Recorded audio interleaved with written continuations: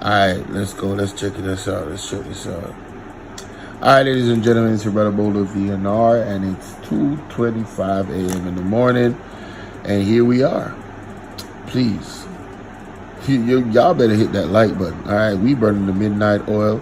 I'm just saying, I gotta get up real early, and I got a whole lot of stuff to prepare before I even go to bed right now. So, yeah. Y'all better hit that like button, share this live, and support the platform. The donation links are all there. It's pinned at the top of the comment section. All right. This is important, ladies and gentlemen, and as the reason why I am not sleeping right now. The court delivers written reasons regarding the duty of financial institutions to provide information to the Integrity Commission to verify statutory declaration.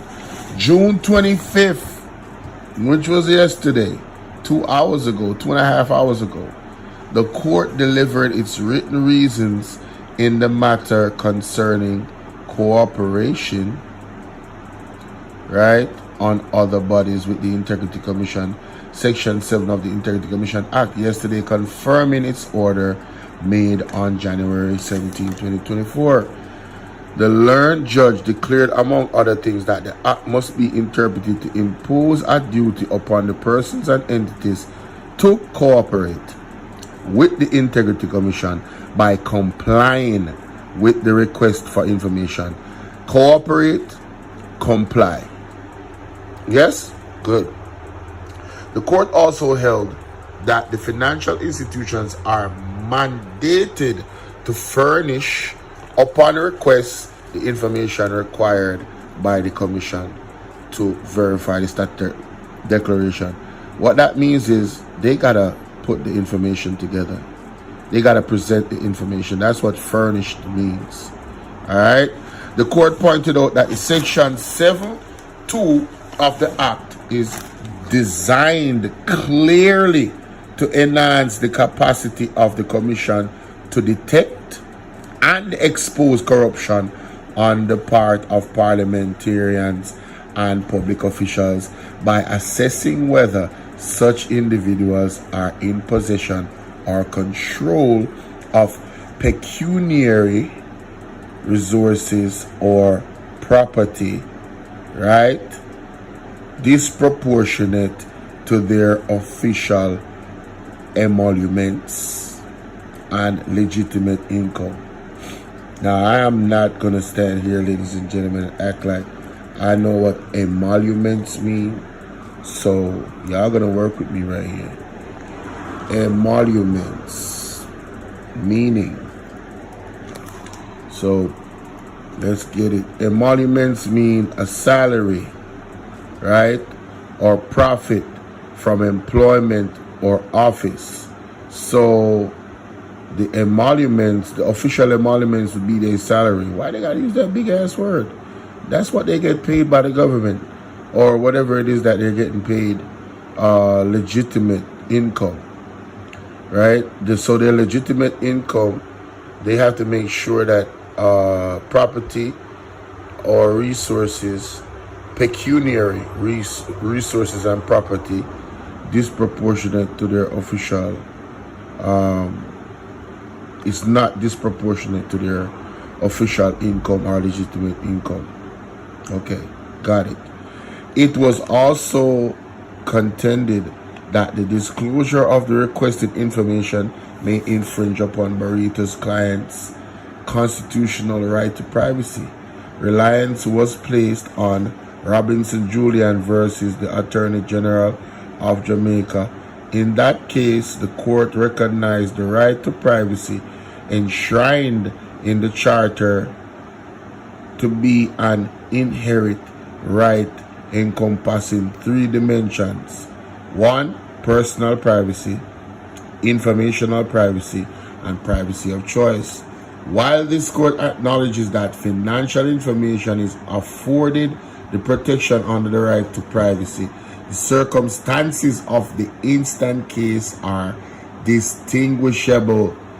Ladies and gentlemen, that is very important. All right? All that means is that this specific situation does not fall under the right to privacy.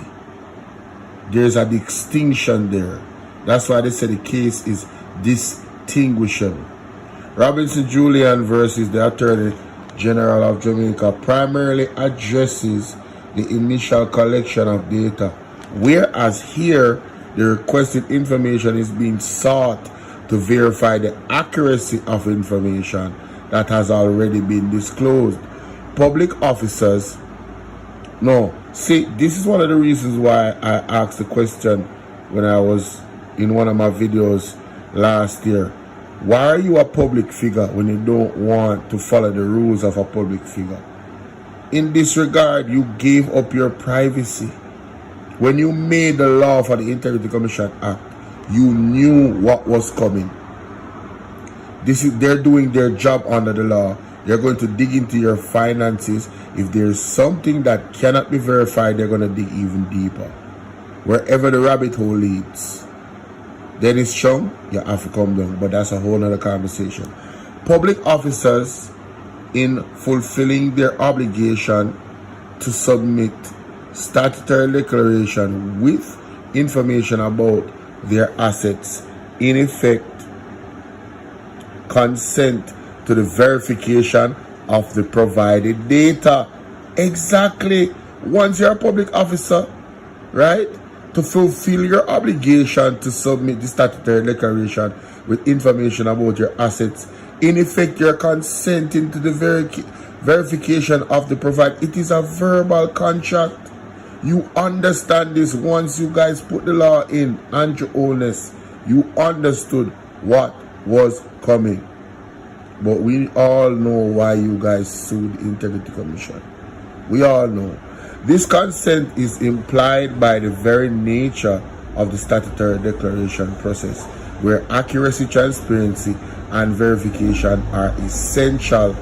Consequently, such information falls outside the scope. I say again, consequently, such information falls outside the scope of the privacy protection the Charter aims to safeguard. The Integrity Commission, IC, acknowledges that these reasons have come to a critical time, right, when the Section 7 of the Act, the IC Act, is being reviewed by the Joint Select Committee. You guys see why they're reviewing it? They already knew they was going to lose this. They already knew. They already know that the Integrity Commission has been operating under the law. So Andrew, you have to go explain how you come by the house, how you come by the money them in the 28 bank account. Yes, you have to cooperate with the Integrity Commission by law. God now slave people, this is a big win. Long ways to go, but this is a big win. Father God now sleep. Tell me what you think in the comment section. Make sure to like, share, and subscribe. Don't keep it to yourself. You understand? One Bolo VNR 2.0 out here, bringing it to you. Again, ladies and gentlemen, this is a huge win. Alright? That is it.